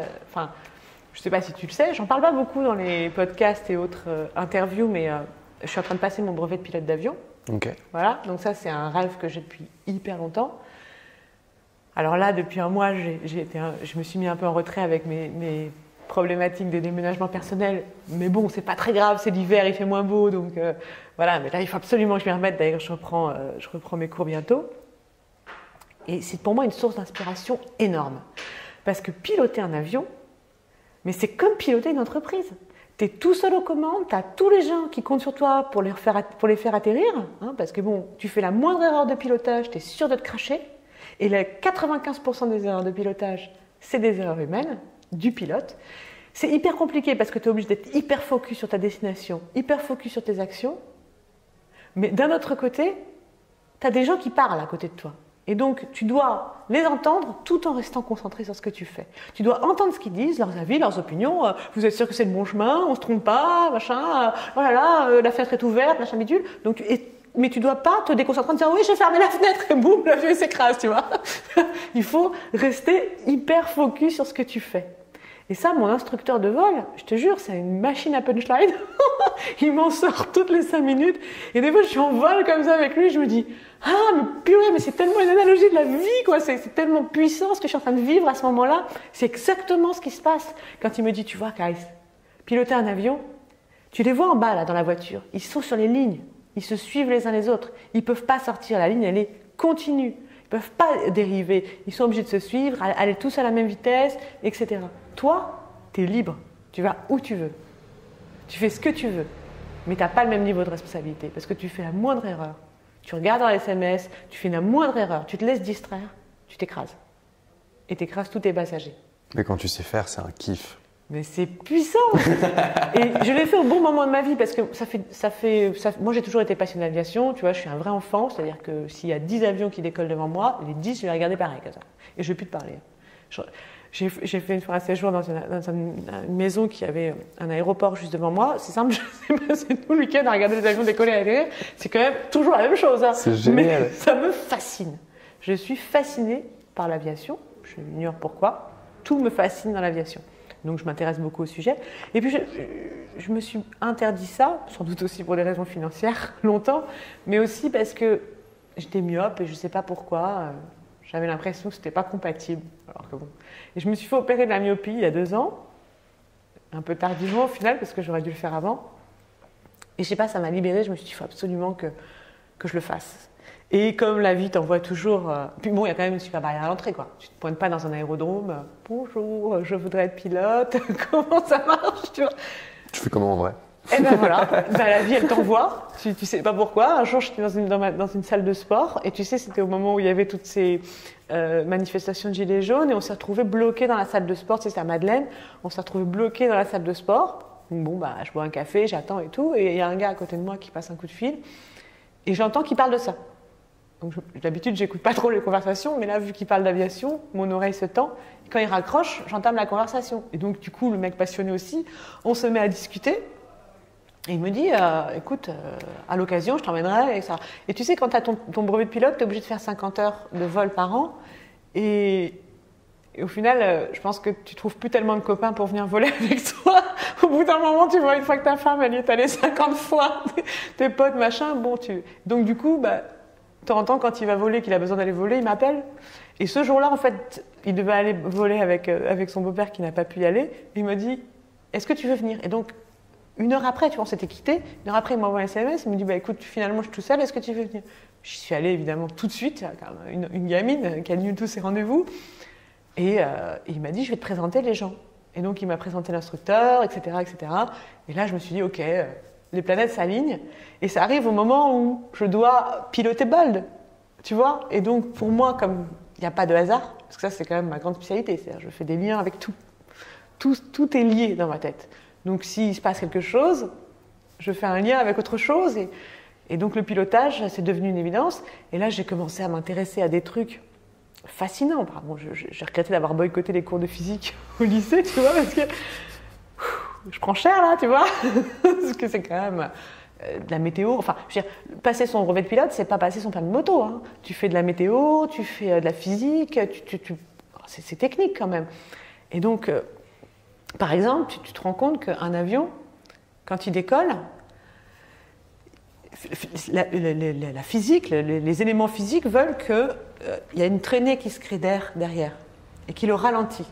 Et donc, s'il veut décoller par rapport à son poids et à la masse d'air qui l'attrape, il faut qu'il mette plus ou moins de vitesse. C'est ce qui fait la portance de l'avion et qui fait qu'il arrive à tenir. Et tout à coup, je me suis dit, mais en fait, quand tu accélères dans la vie, même dans une boîte, tu crées une accélération et que tu as tous les gens qui te retiennent en arrière, mais c'est la physique en fait. C'est de la putain de physique en fait. Et toi, tu es que là, tu te dis, mais pourquoi vous me suivez pas? Je comprends pas, etc. Mais non, mais c'est logique. C'est-à-dire que tu crées une accélération, tu te positionnes sur un marché, mais la physique veut que tu aies tout un système qui s'appelle en plus la traînée, c'est assez rigolo, qui te retient derrière et qui t'empêche de décoller. Donc il faut accélérer encore plus vite, il faut avoir un moteur encore plus puissant. Donc quand tu comprends ça, tu rassembles autour de toi une team plus puissante, à chaque fois selon ton niveau d'accélération. Donc j'ai fait des liens comme ça, et voilà, c'est des choses qui m'amusent beaucoup. C'est trop bien, c'est trop bien, j'adore, il y a une énergie qui se dégage, c'est incroyable. Il y a une étape de ta vie qui m'intéresse beaucoup, qui est la partie où tu es parti à Angoulême pour récupérer un cabinet d'avocats. Enfin, tu as commencé à travailler là-bas, puis finalement il y avait des galères avec les associés, donc tu as repris le cabinet d'avocats. Tu t'es dit, j'arrive un peu en sauveuse, je vais aider tout le monde, je leur permets de garder leur job, je prends des risques financiers personnels, je m'endette pour les aider à garder leur activité, etc. Tout le monde va trouver ça trop cool, personne trouve ça cool du tout. Tout le monde est là genre ouais bah t'es quand même juste notre patron, on t'aime pas. C'est ça. Quelle leçon tu tires de ça et comment tu arrives aujourd'hui à continuer à essayer de faire ça alors que objectivement tu as eu des gens dans ta vie qui s'en foutaient quoi. À ce moment de l'histoire, tu vois, j'ai 30 ans et vraiment, c'est très juste les mots que tu utilises. C'est-à-dire que je pense aussi que tu prends une posture. C'est-à-dire toi, tu dis, bah ok, moi, je vais sauver tout le monde. Voilà. Sauf que déjà, à la base, personne ne t'a rien demandé. Et le jour où tu comprends que tu es tout seul à créer cet environnement-là, tu es tout seul à créer ce contexte émotionnel dans lequel tu t'es mis, parce qu'on ne t'a rien demandé. Toi, tu crois que les clients ont besoin de toi, que les équipes ont besoin de toi, que tout le monde a besoin de toi. Aujourd'hui, un des trucs fascinants dans ce qu'on est en train de faire dans Bold, c'est qu'on est en arrière. On n'est plus devant en mode « vous avez vu ce que je fais pour vous ?» Pas du tout. Nous, on est là en bac. Les associés, si tu veux, je pense que quasiment demain, on s'en va, la boîte continue de tourner.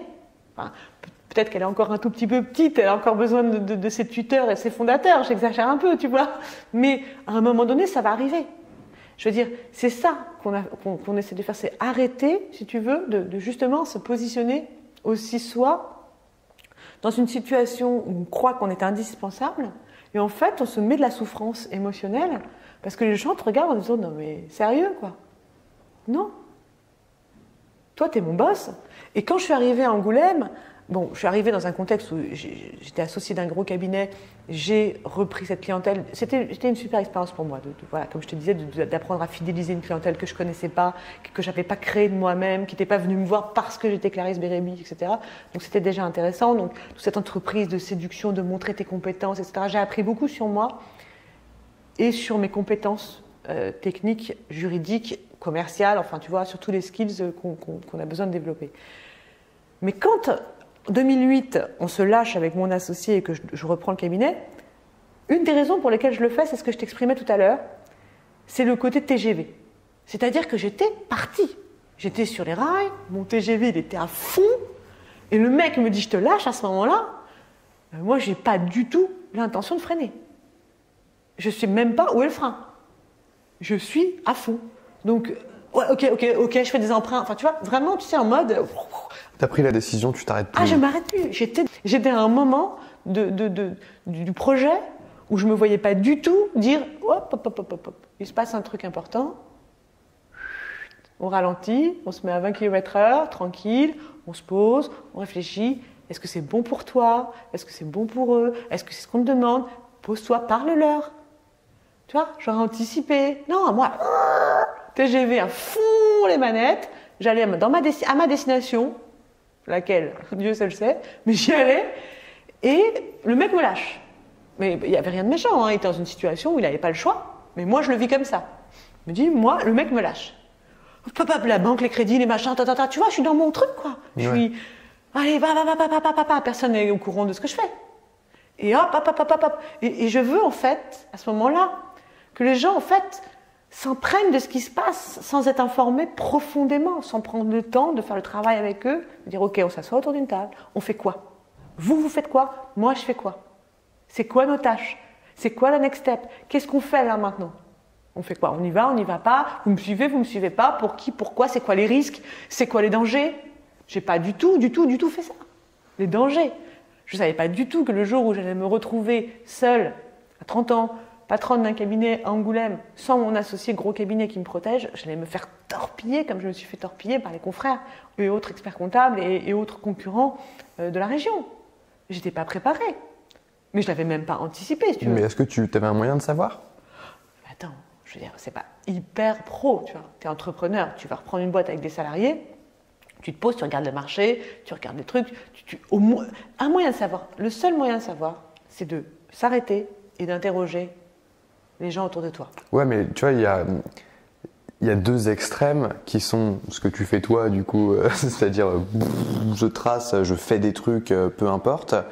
Et tu as l'autre extrême qui est surrationaliser la chose et juste être à l'infini dans quels sont les dangers, il y a trop de dangers, et du coup tu fais jamais rien. Il est où le juste milieu? Mais c'est super intéressant ce que tu dis, parce que je pense que c'est ça la force de l'association. Et c'est ça qui a changé ma vie. Et c'est pour ça qu'aujourd'hui, je vis une expérience humaine qui est inédite et inouïe et qui me donne une force au quotidien que tu ne peux pas imaginer. Et c'est pour ça que c'est moi, le CIO de la boîte. C'est justement pour ce que tu viens de dire. Parce que moi, je fonce, je suis le TGV et qu'à un moment donné, j'arrête de réfléchir. Ça y est, c'est fini.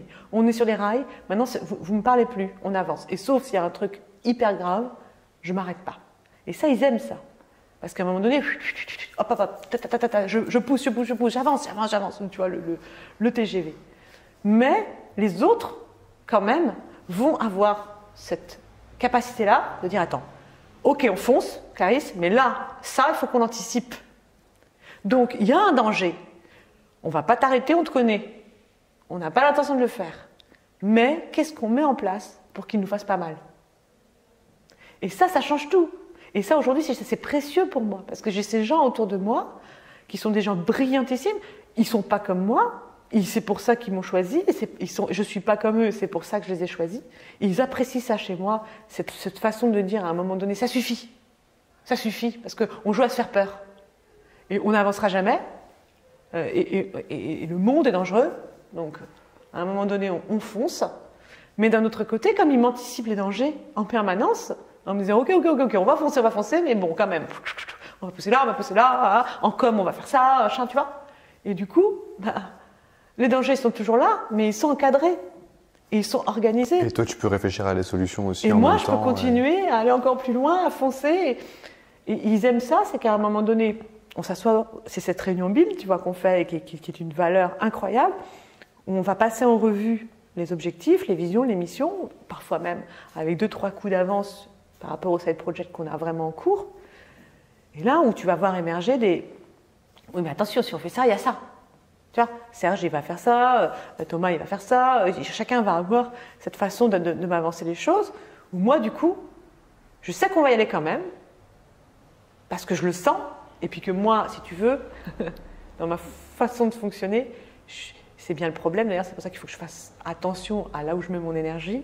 Tu vois, tout à l'heure, on exprimait vraiment d'essayer de savoir qui on est vraiment pour être la meilleure version de soi-même, et moi, s'il y a un sujet sur lequel maintenant je me connais, c'est justement ça, cette façon de foncer. Et il faut que je fasse attention au moment où je dis j'y vais ou j'y vais pas. Parce que si j'y vais, j'y vais. Donc c'est ce moment-là où je dois être vigilante, où je dois prendre un tout petit peu le temps quand même, non pas de m'imprégner des peurs d'autrui, mais de ressentir profondément ce que je veux et de ne pas faire quelque chose contre mon intuition. Les peurs d'autrui, elles ne me servent jamais à prendre ma décision. Ma décision, je la prends, ma décision, hein, si c'est à moi de la prendre, parce que je ne prends jamais de décision toute seule non plus. Mais si je dois prendre une décision, moi, sur un projet, sur ce que je dois faire, même n'importe quoi, tu vois, tu me proposes un projet, ma décision, je la challenge toujours avec les autres. Mais je sais déjà ce que je dois faire. Par contre, le fait de la challenger avec les autres me permet de me préparer aux dangers que moi, je ne suis pas capable d'anticiper. Parce que j'ai un petit problème, j'ai un côté lunettes roses. Je vois un peu tout rose. Et c'est aussi, quelque part, ce qui me rend vivante. C'est-à-dire, je ne vois pas le mal. Je ne vois pas le mal. Je ne dis pas que les autres le voient, mais j'ai un petit côté quand même, j'ai une espèce d'enthousiasme dans ma façon d'avancer, qui rend les choses sympathiques parce que du coup, voilà, je n'ai pas beaucoup de négativité, d'une certaine façon, mais malgré tout, et du coup qui me permet de rebondir vachement facilement, même quand je vis des expériences un peu difficiles, parce que essuie-glace, tu vois, ouais, ça va, c'est pas grave, allez, l'avenir, le meilleur est devant nous, machin, tu vois, je me laisse pas trop, mais ça me marque quand même profondément, tu vois. Ouais, c'est pas parce que tu fais semblant de... Enfin, c'est pas parce que c'est pas parce que je le vois pas que ça me marque pas. Donc maintenant, le fait d'avoir ces gens autour de moi qui vont me dire ok, tu veux y aller, on va essayer d'y aller, on va y aller. Parce que je vais les convaincre, tu vois, attention, je ne décide pas toute seule, mais quand j'ai envie d'y aller, je convainc, j'y vais, quoi. Puis je plaide, hein, je suis avocat quand même, donc j'y vais de tout mon cœur. Donc ils vont sentir que je veux y aller, ils ne vont pas essayer de m'en empêcher, mais par contre, ils vont me donner les différents obstacles que moi je ne suis pas foutue d'anticiper parce que je ne suis pas faite comme ça. Et ça va nous permettre vraiment d'accélérer parce que du coup, le TGV, il a sa ligne et on est sûr de ne pas être embêté. Et ça, c'est la force de l'association. Je pense que c'est ça qui fait que Bold aujourd'hui est une réussite. C'est qu'on a réussi à se trouver, en fait. Et à se trouver à notre juste place. Tu parles depuis tout à l'heure, tu as parlé plusieurs fois de mercato. Je suis pas sûr d'avoir bien compris le concept. C'est quoi? C'est le puzzle où tu essayes de faire ça. Vous êtes tous des footeux, ouais? Ouais. C'est marrant. C'est le mercato pour toi, c'est le puzzle où tu essayes de faire cet exercice-là que tu fais sur toi pour tout le monde dans la boîte, essayer de les mettre à la bonne place. Alors, c'est pas si évident. Déjà, le mercato, ce qu'on appelle le mercato, nous, dans la team, c'est juste que, comme je te disais, on a des petites teams agiles. Donc, on les a constitués au départ avec un team leader et la team, mais si tu veux, personne ne veut faire toute sa carrière du RGPD, par exemple. Si tu es avocat en IP, IT, contrat, etc., tu ne veux pas faire que du RGPD. Donc, ils sont sur l'équipe, mais ils se préparent à aller jouer dans une autre équipe, à un moment donné. Et ce qu'ils ont fait, ce qu'ils sont en train de faire, doit permettre à l'équipe d'après, qui ne change pas, on ne change pas du tout au tout, tu vois. On change des joueurs, mais pas toute l'équipe. Mais quand même, à celui qui rentre dans l'équipe, de pouvoir raccrocher le jeu sans être perdu. Donc ça, c'est ce qu'on appelle, nous, en interne, les mercatos, c'est-à-dire que les équipes puissent tourner comme ça. Et le seul but, c'est que les gens puissent changer de métier régulièrement pour qu'ils ne s'ennuient pas. Qu'ils ne s'ennuient pas et puis surtout qu'ils progressent. Parce que la capacité de progression, c'est hyper important pour nous. On est dans notre métier, certes, mais je pense pour tout le monde, si tu as le sentiment à un moment donné d'arriver à ton plafond, tu vas changer. Et puis en plus, sur ton CV, ça n'a quand même pas le même impact si tu as fait toujours la même chose pendant X années ou si tu as évolué. Donc ça, on respecte quand même ça, on essaie de leur donner la formation la plus complète possible. Après, l'autre sujet, et ça c'est vrai que c'est quelque chose que j'aime énormément faire, et sur lequel je crois que j'arrive à avoir un bon ressenti, du moins en tout cas j'essaye, c'est que j'essaye de comprendre profondément comment fonctionnent les gens et d'essayer de faire en sorte qu'ils soient à une place où c'est des boucles de succès. Et chez nous, chez Bold, et ça c'est quelque chose qui est très fort entre associés, on n'a jamais de question de légitimité. C'est pas tu fais pas assez de chiffres, t'es pas légitime en tant qu'associé, tu fais pas ton boulot, t'es pas légitime en tant qu'associé, ou même en tant que collaborateur d'ailleurs, pour être très honnête, on n'a pas du tout cette façon de procéder. Quand on recrute quelqu'un, on recrute une personnalité. Elle est là pour quelque chose. Une fois qu'on s'est engagé, c'est toujours le même problème. J'ai un problème avec l'engagement. Pour quelqu'un qui a divorcé 2 fois, c'est un peu rigolo, non? Ouais. C'est de dire, mais preuve du divorce. Non, c'est vrai. Et d'ailleurs, je vais te dire, pour rebondir là-dessus, même quand je divorce, je coupe jamais le lien. J'ai des relations qui doivent être conservées. Et c'est très difficile pour moi si tu veux couper le lien. C'est très, très exigeant pour moi si tu me dis... Parce que moi, quand j'ai aimé, c'est pour toujours. Si je choisis de te rentrer dans ma vie, c'est pour toujours. J'ai une façon de m'engager qui est très forte. Et on a ça chez Bold. Je pense que Serge est vraiment, pour le coup, vraiment comme moi. Et donc, si tu rentres chez Bold... C'est dans le nom, quoi. Ouais, c'est vrai. Si tu rentres chez Bold, on ne te lâchera pas au bord du chemin comme ça, en tout cas, comme ça, quoi, tu vois. Alors après, si on considère que tes valeurs ne sont pas alignées, on va te le dire. Et bon, 1 fois, 2 fois, 3 fois, bon, voilà, on n'est pas non plus des masos, tu vois, à un moment donné. Et puis même, il faut donner un exemple aux autres. Je veux dire, on ne peut pas dire à certains de tout donner, et puis quand il y en a un qui ne donne pas tout, le laisser là. C'est pas du tout la façon de procéder. Mais, si tu veux, on a quand même une façon de s'engager qui est assez forte. C'est-à-dire que quand on t'a choisi, toi, pour être là, on t'a choisi. Donc, on ne va pas te lâcher comme ça. Et donc, une des choses qu'on va essayer de faire, c'est de mettre les gens dans une situation où ils ont des boucles de succès. Parce que c'est là que tu donnes la meilleure version de toi-même, c'est là que tu viens le matin, tu es content, tu as des petits succès quotidiens. C'est pas facile. Il y a des fois, on est énervé, il y a des fois, on a envie de dire, bah non, mais là, t'es juste nul, quoi. Voilà. Sauf que, en réalité, on est tous nuls par moment. Alors, il y a une petite différence, c'est qu'il y a des gens qui sont, comme moi, qui sont capables de faire quelque chose à un moment donné, pas très bien, mais le faire quand même pas trop mal. Mais par contre, qui ne vont pas être hyper persévérants parce qu'ils savent qu'ils se font chier et qui ont besoin de changements, de nouveautés. Et il y a des gens, en revanche, qui ont besoin vraiment de se mettre sur un rail de travail où qu'ils font vraiment très bien. Ils préfèrent faire vraiment très bien et longtemps. Tu vois ? Moi, je préfère faire mal, mais apprendre tout le temps et changer souvent. Enfin, mal, c'est une façon de parler, je ne fais rien non plus complètement merdique, mais voilà, je préfère être dans l'apprentissage permanent et ça ne me dérange pas, je ne me sens pas en échec, tu vois. Alors que d'autres vont se sentir en échec, vont pas être bien, et donc du coup, il faut plutôt les mettre sur des boucles, leur faire une tâche qu'ils vont répéter bien et dans laquelle ils vont se sentir vraiment profondément bien.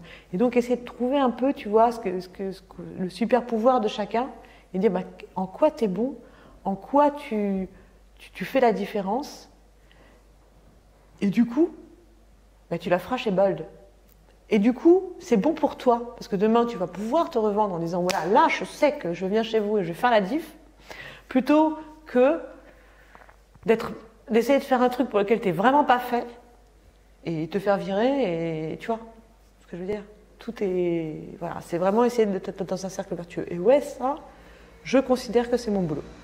Alors, je suis pas la seule à le faire, hein, c'est assez fascinant, tu as l'air de considérer ta boîte plus comme un camp d'entraînement qu'autre chose, quoi. Genre, tu t'es là pour aider les gens à révéler leur potentiel constamment et à progresser, ouais.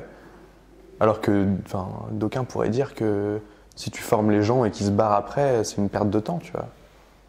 Là, tu parles des gens qui s'en vont et qui vont chercher un autre job comme si c'était la voie normale. Ouais, bien sûr. Mais ce serait une chance incroyable d'avoir des boulders un peu partout. Mais ils partent pas, hein. Ils n'ont pas du tout envie de partir. On n'a pas trop de... Et puis, je vais même aller plus loin que ça. Je veux dire, aujourd'hui, nous, on est très fiers de ce qu'on fait. On est tellement portés par ce qu'on fait. Ça se ressent forcément à l'extérieur, à l'intérieur. Ça parle beaucoup. Notre marque employeur a vraiment une force inouïe. Et il faut le voir, le Welcome to the Jungle, c'est vraiment tous les jours que je reçois des demandes. Et tu sais, il y a des fois, je t'assure que en entretien, quand je sais que je vais dire non, c'est pas facile. Maintenant, comme je fais confiance à cette intuition, où je sais qu'il ne faut pas que j'y aille parce que si j'y vais, je vais rien lâcher. Et au final, la personne ne va pas forcément m'avoir demandé de faire de lui la meilleure façon de lui-même. Et donc, ça va créer des contraintes. Et on ne va pas s'entendre. Et il ne va pas s'entendre avec l'équipe. Enfin, tu vois, ça va créer tout un problème. Il y a un truc qui est super fort chez Bold, c'est que comme on est tous alignés là-dessus, aujourd'hui, quand tu as un gars qui arrive, c'est pour ça qu'on est super exigeant sur l'onboarding, comme on l'a jamais été, où on dit voilà, c'est quoi la mission, qu'est-ce que tu viens faire, et voilà ce qui va t'arriver si tu viens chez Bold. On va te demander 3 choses clés. On va te demander d'être rigoureux, mais pourquoi? Parce que day one, tu vas répondre à un mail au client. Si le reste de ta team, alors que tu es sur une petite team agile, voit ton mail partir ou apprend que ton mail est parti et que l'acte est bourré de fautes, c'est pas correct, il y a plein de coquilles, machin, qu'est-ce qui va se passer? Ils vont pas te prendre dans le nez pour te prendre dans le nez. Ils vont simplement paniquer. En disant, tu vas salir la marque. Tu vas salir le boulot qu'on fait depuis 2 ans à essayer de faire quelque chose d'haut de gamme, de qualitatif. Et toi, on t'envoie, tu as la chance de venir chez Bold, d'être day one avec un client au téléphone et en mail, et t'envoie un truc pourri. Mais c'est même pas moi qui le dis, c'est l'équipe. Ils sont au taquet. Et donc, il y a vraiment un auto-nettoyage qui est assez fort, tu vois. Et ils vont être attentifs à 3 choses. Cette rigueur-là, parce que tu es direct client. La réactivité, dans le sens où si tu prends des engagements de délai en interne ou en externe et que tu les tiens pas, bah, c'est pas cool. Tu pars en vacances, tu laisses des dossiers aux copains dans ta team, sans avoir prévenu, sans avoir organisé et tout. Tu le fais une fois, on te le fait remarquer, tu le fais pas 2 fois. Je veux dire, et c'est pas nous. Parce qu'on a créé cet environnement où à un moment donné, si tu veux, il s'est créé une solidarité très forte. Et du coup, on a pu faire un truc, tu vois, pour te montrer aussi, ça marche dans les 2 sens, c'est que donc cette qualité de vie, elle est importante pour nous. On a pu faire un truc aussi parce qu'on avait moins d'argent, on va pas se mentir, et qu'on pouvait moins primer comme des coquins. Du coup, on s'est dit, faut quand même qu'on leur montre qu'on est content d'eux et on va faire un truc qui est cohérent avec notre modèle, c'est qu'on va donner une 6e semaine de congé, parce que les collaborateurs ont 5 semaines de congé, et donc on va donner une 6e semaine de congé, un peu comme le forfait jour des salariés. Et on peut le faire parce qu'ils sont d'une solidarité telle qu'en fait le boulot il est fait, tu vois. Et donc, si tu embauches un gars avec ces valeurs-là, avec 6 semaines de congé, avec cette possibilité de faire du télétravail quand tu veux, avec cet esprit d'équipe, avec cette liberté, cette responsabilité d'être seul face au client, quitte à salir la marque, et que tu embauches un gars qui n'est pas dans le truc, qui vient juste pour faire ses congés, pour se mettre un jean basket et boire un coup le vendredi, parce que tous les vendredis on boit des coups, c'est sûr que la team ne va pas être d'accord. Tu vois ce que je veux dire? Mais attends, c'est pas un emploi chez Bold. Tu vois? C'est un mode de vie. Voilà, c'est un mode de vie. Donc tu viens, t'as le mode de vie cool, t'as les bons côtés, les 6 semaines, les machins, les trucs, mais il faut aussi que tu prennes ta part du boulot plus difficile. Alors après, tu n'es pas obligé. Et c'est pour ça que maintenant, sur l'onboarding, on est beaucoup plus serré. On dit aux gens, voilà, tu viens ici. Ah ouais, c'est top. Hein. Tout ce que tu entends, c'est vrai. C'est hyper sympa. Tu viens comme tu es. Tu vas pouvoir vraiment t'amuser. Tu vas être l'avocat que tu veux être. Et on va te donner les moyens de le faire. Parce que tu vas avoir pléthore de clients qui vont n'attendre que toi. Mais, comme un pilote d'avion, tu es responsable de ton équipage. Et si tu fais le coup, tu craches tout le monde. Donc voilà, on est tous pilotes en fait à son niveau. Et à partir de ce moment-là, c'est beaucoup de responsabilités. Et en fait, ça, on le dit en amont. Si tu ne te sens pas les épaules, tu viens pas. Et Serge disait l'autre jour, je rêve du mec qui en entretien nous dise « Non, c'est pas pour moi. » Je ne sais pas s'il arrivera un jour. C'est cool, ça a l'air dément, mais non, je suis pas carénée pour ça.